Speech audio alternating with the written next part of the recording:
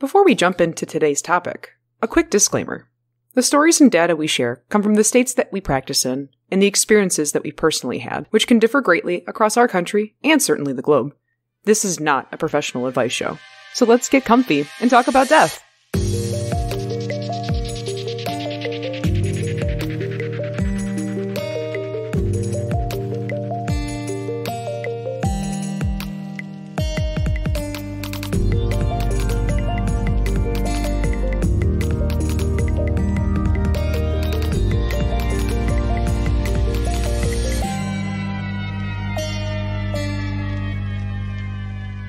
Hello and welcome to Mort Mike, A down-to-earth discussion on death and dying. I'm Brandy. And I'm Red, and we are your stiff scientists this week. That came out a little bit differently than when I was writing it. Oh, God. No, I like it. Stick to your guns. Scientist of the stiff isn't much better. I just want some alliteration, damn it. So one of our first episodes together, we talked about Brandy's livelihood of tissue procurement and donation in that respect. But we thought we'd save this topic for its own set of episodes because there's so much meat to it. I'm talking about whole body donation to science. Cadavers have all sorts of uses in the quest for knowledge, study of diseases that are rare and not quite understood, training future med students on anatomy, or funeral directors on how to embalm. There's just so many things that the dead can teach us to help perpetuate the lives and the well-beings of others. Not only am I a registered organ donor, but I've also signed the paperwork with my local medical college with their body donation program to become a cadaver and help train the doctors of tomorrow. It's so awesome that we have so many of these programs so close to home. It really is. It's nice that we have so many different options of what we can do after we've passed on. And honestly, I think a lot of our listeners would be pretty surprised to find out that they have a lot of options themselves. Oh yeah, you don't know what's out there until you've kind of started researching the amount of things that you can do with your body. It's crazy. There's so many different options. Especially if you live in an area with a major medical university, the chances are actually pretty high that they're going to have some type of body donation program. So if this is something that interests you, you should get on the jump now. Some of the medical colleges require paperwork to be signed pre-mortem by the donee.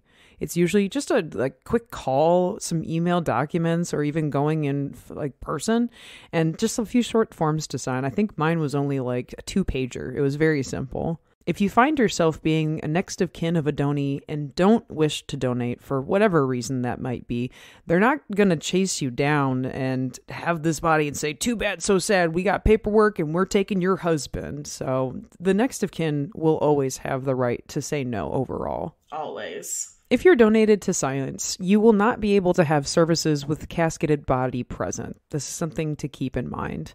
Some of these programs are going to keep someone for months, sometimes years, depending on the program and the studies they're going to be used for. A lot of these programs will also cremate for free afterwards and offer to return them to the family or even add them to a mass grave of donors, especially in the case of indigent folks. I actually got to attend a service for this at local cemetery ossuary by me, and it was a really lovely and thoughtful ceremony. I was so pleased as punch to have been there because I didn't know what to expect. I was in mortuary science school at the time, and I thought it was just going to be this weird, just a bunch of students there, but some family members came out. There were a lot of students, but it was just quaint and thoughtful that so many of these people, all of their body and body parts had gone to a greater good, and they were being celebrated at that moment. It's not like it just ended when they got donated. That's so lovely. Isn't it? I really thought that was a nice touch at the end of everything. I mean, there's a lot of funeral directors and death care adjacent people that are a part of these programs. So of course they're putting their little touches on it. Absolutely. And it's just so nice to honor anybody that's given so much, It makes sense. Now, some people might try to go for this option because they just don't have any money. And it's important to keep in mind, just like with organ donation, that not everybody is a viable candidate. Typically, the body cannot be embalmed, have donated organs, or have been autopsied, and especially no infectious diseases. Some programs won't accept people under or over a specific BMI or height, and many will have limitations on how far away they'll accept somebody from. So like mileage, if you're wondering what that is. There might be additional charges by the program or a funeral home to do a long distance transfer in that kind of situation where a medical college is just too far away from where you live. The need for cadavers is very high, though, and there never seem to be enough donors. And in my time as a funeral director, I've honestly only handled a few cases like this, like enough to count on one hand. So what are some other cool ways that bodies can be used in science, Brandy? I'm so glad you asked. First, I want to talk about plastination. So this is the like weird one, and I just kind of wanted to like get it right out the door. So this is essentially the most intense embalming known to man. It is the removal of water and fat in any given body part, and then they replace that with like a type of plastic. It's very interesting. So they can basically plasticize whole bodies, or they can just do parts, or they can do different systems. This was created by Dr. Gunther von Hagens in 1977. And of course, he's some type of German man. That's the only way that this could possibly be happening, right? As soon as I saw that, I was like, yeah, no, that makes sense. And so he has been showcasing donated bodies since 1995. So I'm assuming that it took quite a bit of time to get that type of approval to do something like this. I also don't know how he stumbled across how to do this or why, but he was out there doing it, and you gotta give him credit. The trial and error for this, I can only imagine what that was like. Some Frankenstein shit, right? Yeah, seriously. It is cool though. So the show is called Body Worlds, if you haven't heard of it. It's a traveling exhibit, and they have hit pretty much everywhere over the last, 28 years. He showcases different types of physiology. He likes to do lots of like different positions, people holding footballs and stuff to like show what it looks like when the muscles contract to catch something. Or there's even like full circulatory systems that are plastinized. It's like a whole thing. Very graphic. He even put out, there's a little museum that does like all types of death stuff. And they show his video where he essentially, I think it's him. I might be wrong. I didn't research this part, so don't quote me on it. But I have this memory of going to this museum and seeing some German guy skinning somebody, literally skinning them in front of a live audience. And I was like, oh my God. I've done a lot of crazy stuff, and I've seen a lot of crazy stuff, but a live studio audience. All right. That's like that old school stuff, but at least it was for doctors. But I think they kind of let anybody in, like in like London or whatever, when a lot of the body snatching was going on. Like they would just be like, "Yep, yeah, come on in and check out the medical college." Yeah, like it's so obviously things are different now with those kind of things. But yeah, apparently if you have a body that's not really a body anymore because it's essentially made of plastic at that point, you can maybe do whatever you want and you have consent from the person. I'm not 100% sure, but I just wanted to like touch on that a little bit because it's a very interesting, very permanent way to donate your body to science. And it's more for the average folk, like what you were saying, like anybody can go and get a ticket to Body Worlds and they can see something like that. And you may never have the chance to see something like that in your life if you're not a funeral director or a tissue procurement specialist. Right. So you have then seen this exhibit. I've seen videos of it and pictures of it, but I've never gotten the chance to actually go and see it in person. I would do it. I got to see it in Chicago. That is awesome. Was it really cool? It was incredible. It was so cool. They had so many different exhibits that were a part of it. Like I couldn't believe how large it was. I believe it was in Chicago at one of the probably Museum of Science and Industry, but oh my gosh, if you get a chance, it is just dumbfounding. Like, Oh, it is yeah. gorgeous. Oh yeah. I mean, I guess if you're weird like me and Randy. Yeah, go. I will absolutely be seeing it if it comes back around anywhere near us. That would be really nice. But I don't know if I'd like go out of my way to see it. I just have this like, I know what I do for a living. And so people always like think I'm weird when I talk about not liking hunting and like not liking comparing like the processing of animals to the dissection of human cadavers. It's different. So like it is different. And then there's something like about the plastination where I understand it and like I want to see it, but I'm like, I don't know, I have a weird feeling about it.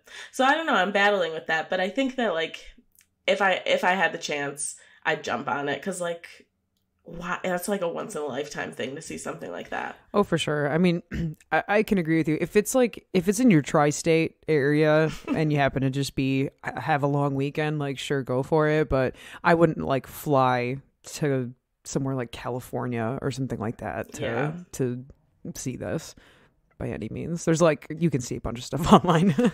Yeah. And I guess, and maybe that's like literally because I see anatomy up close and personal every single day.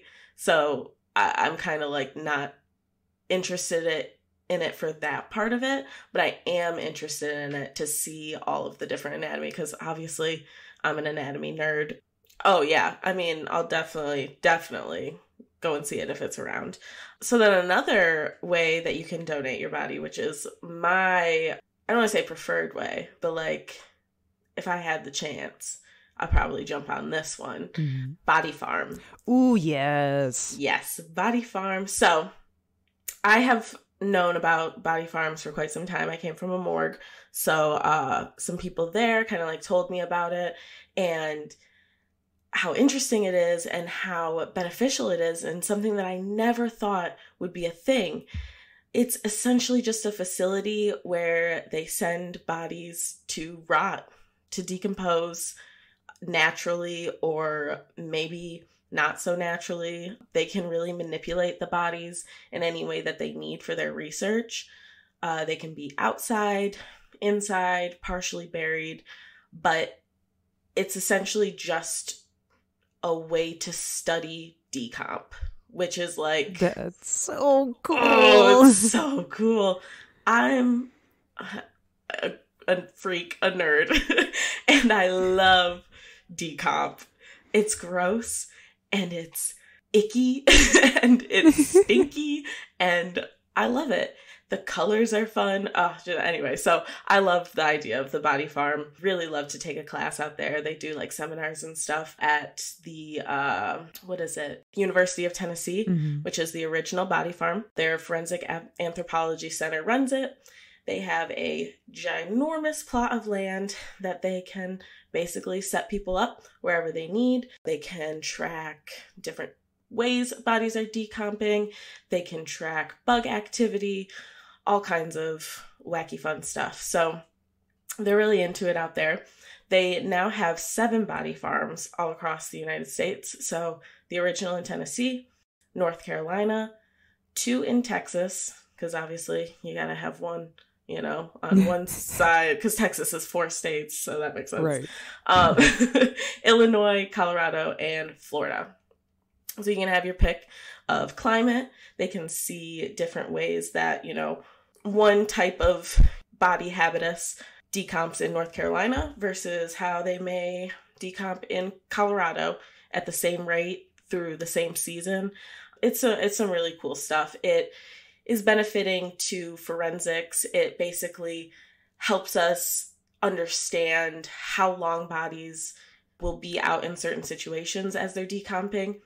It's really good for solving crime. I mean, if you can tell when somebody passed away based on their bug activity or, how long they've been out based on the lividity on their back, like those are really important things that we have to know in order to place people in certain places to get convictions for things that may or may not have happened. So they're really doing some great work out there. I was super impressed after I read the book by Bill Bass, who is like the guy, like he is the man who started all of this stuff. And eventually, like, Christ, we could do an entire episode on just body farms, and we will, because I love it. But yeah, we got to go take a class, and then we'll do a whole episode. And we got it. Maybe they'll sponsor us. Oh my gosh, this is happening. I want to look into it so bad. That sounds like we're girls' weekend. Hey, we're let's going go to the body farm. But yeah, like, just the things you don't think about that they have to test for. It's like, what is it like when a body decomposes under a pile of leaves or in a trunk of a car or anything like that? And they do it all. And also post decomposition, when they're excavating bodies, teaching people how to do that properly so that nothing is damaged throughout the process, Those are really important skills, and it's not something that you're just, able to just kind of pick up and do. Oh, I'll go practice excavating a body. Like, you kind of need a process and a system in place to teach people how to do something like that. Yeah, for sure. It's incredible work that they're doing out there, honestly. It's helping so many people. It's setting up like the amount of students that came into that program and then developed different techniques in forensics based on what they learned there. It's astounding what people are able to do because of the body farm. I love it. It's so cool. And then lastly, I just wanted to touch on a little one that is super near and dear to my heart. There are some programs where you can donate to disaster dog training. What? So, oh my goodness. Yeah, this is actually like a program that my organization works with. So I'm super familiar with this process, and it'll just be like small pieces of donated tissue, possibly muscle, maybe skin, and we'll send that to them. They'll also take placentas. People will donate like their amputated toes and things like that. Like, just crazy stuff. But it's all in the name of teaching these dogs how to identify deceased tissue, exactly what that smells like in many, many different scenarios, so that they can find victims in disasters. Things like tornadoes, hurricanes, fires.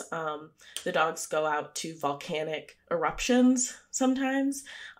Just all kinds of crazy stuff. Building collapsing. They learn how to like navigate through the rubble, and they have to learn how to climb a ladder. Oh my gosh. I'm just... This puppy police school, I love it. I'm just so proud of them. I love them so much. So the disaster dogs are really cool. And that's something where it might not be whole body donation, but it's just like another option that can be tacked on to the things that your body could provide in the future. Teaching those dogs how to find people, what it smells like, just because you donated a little piece of your muscle. Like, it's so cool. So yeah, they also actually networking wise, I definitely need the details for this, because I will get like limbs and stuff. So if we can donate them to like disaster dog training, that I can sell that easy to families. Like, listen, you are going to help so many people, and it's going to be so cute in the process. Please. That's really cool, though. That's an awesome connection. I love that, too. Yeah, we just, sometimes we just get limbs. So, yeah, they need something to do with them. Heck, there's actually something for that. Isn't that wild? It's super cool. Yeah, especially because that happens every now and again with like stuff like, oh, we donate pacemakers to a specific project that helps refurbish them and send them to other countries and stuff like that. Like, I'm always looking out for different things like this to be able to help other people. I love that. And then also the dogs, some of them do learn how to find like living people, in disasters, but that's not why we're at Mort Mike, so we'll just talk about the fun dead stuff. But the dead dogs, I think is what they call them, or the like dead people dogs. Sweetest, loveliest things, and highly recommend, if that's an option for you, donate to the doggies, because they're very cute and they love getting treats after they sniff out your tissue. Oh my gosh. Is it too late to start a new career? I know. I was like, oh, you guys take volunteers, right? I might come out. I'll pretend to be like a, half dead person in the rubble if the doggies come find me. So we've given a lot of different options today, but with all of that being said, What about the seedy underbelly of body donation? I'm sure some of you have read the traumatic headlines, "Widow in shambles after finding out her husband donated to science was used to test bombs." The donation to science can take all sorts of forms. Medical dissection, crash test dummies, and even, yes, military ballistics and explosives. There are all sorts of things that we can learn from those types of tests, and these studies are necessary for those reasons. But I understand a lot of people might be very uncomfortable with that, especially when it's a grieving person not in their right mind who's approached by some unknown company to sign away their loved one, and they're probably not reading the fine print, if there is any at all. This is something to be taken very seriously if donation to science is a wish for you or a loved one. To go into that a little bit more, for-profit tissue banks, also called body brokers, do exist, and they can prey on families. They don't always disclose how these bodies are going to be used and where they're going to be sending them. But there are plenty of government regulations in place, followed by accredited institutions. Let me put a big pin on that, accredited institutions, to make sure that organs and cadavers are used appropriately and that families are informed of how and why. Don't discredit any body donation company that may approach you, but do a quick Google search or ask your hospital or funeral home if the company is actually legitimate. And as always, research ahead of time is always a good plan of action. Checking to see if the program is accredited by the AATB or the American Association of Tissue Banks. In better news, though, from the time that we started writing for this episode weeks ago, I actually had gotten a newsletter from one of my various funeral director associations talking about how body brokers and legal changes are in the works. So there was a 9-year sentencing of Arthur Rathburn. He was the owner of International Biological Incorporated, and federal legislation has been introduced to Congress because of this whole sentencing. Rathburn was convicted for selling diseased body parts that were infected with HIV and hepatitis, as well as defrauding his customers. And these weren't donor parts for transplant. That's something to be noted. These weren't going to people at hospitals that needed a heart or anything. That industry is actually extremely heavily regulated.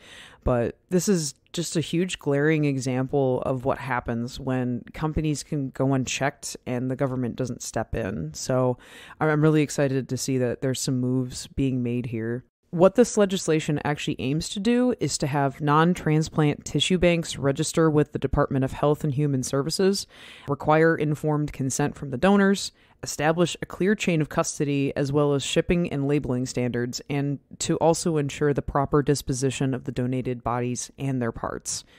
So if you have any interest in following up on this bill as more developments come forward, you can just search it by name, the Consensual Donation and Research Integrity Act. Yes, the regulations on anything happening for live people are so incredibly highly, highly regulated.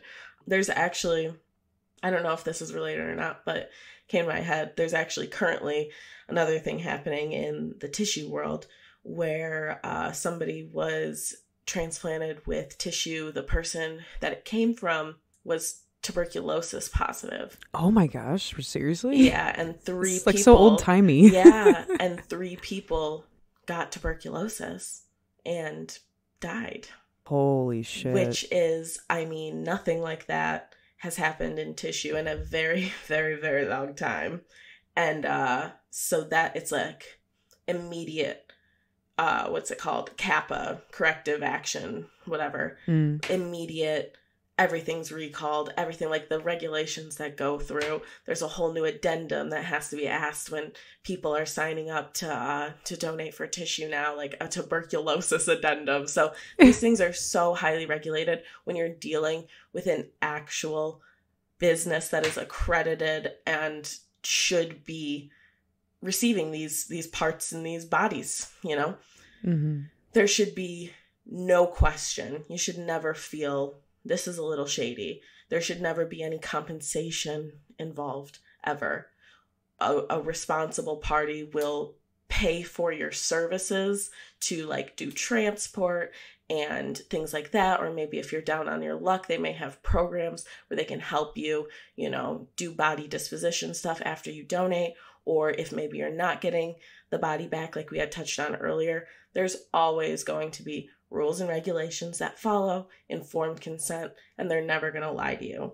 Right. And that's the biggest thing to be looking out for. Those are exactly great points, because I don't want people to be spooked after this episode to oh, no, but I don't want to take the chances. I don't want to do body donation. Mm-hmm. It's just like with everything else in your life. There's going to be people who do things the right way, the good way, and people who just take advantage. So we just have to arm ourselves with more knowledge. But please don't be scared away from doing any type of whole body donation or the like, because it is such a useful field that you can't always have something that you can equally use in some of these studies.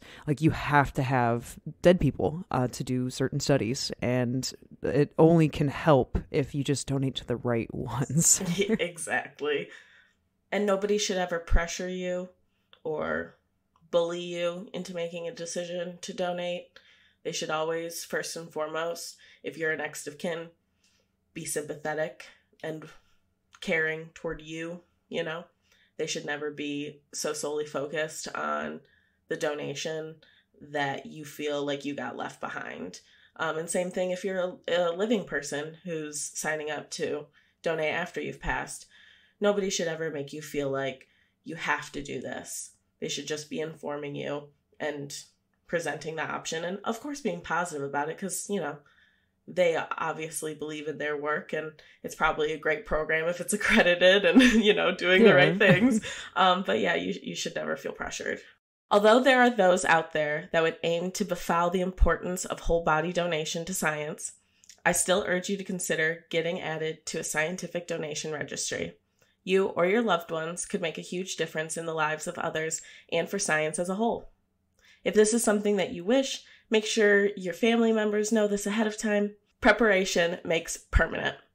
If today's episode was of any morbid interest to you, you'll definitely want to catch next month's pod when we interview my best friend, a research coordinator who deals with all of this fun stuff that we were talking about today.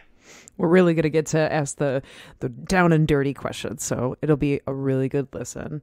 But that's going to be all for this week on Mort Mike. Connect with us on our socials at Facebook and YouTube at Mort Mike Podcast. And if you have any suggestions on topics you'd like to hear about or questions you'd like us to ask this research coordinator extraordinaire, shoot us an email at mortmikepodcast@gmail.com. A huge thanks to Joey, our dedicated studio gopher, Marson Music for our theme, Deputies of Death, and Macklin Legan for our custom icons and banners. And be sure to tune in the first Thursday of every month for more casual discussions on death. Thank you so much for listening. This has been Mort Mike. Bye. Bye.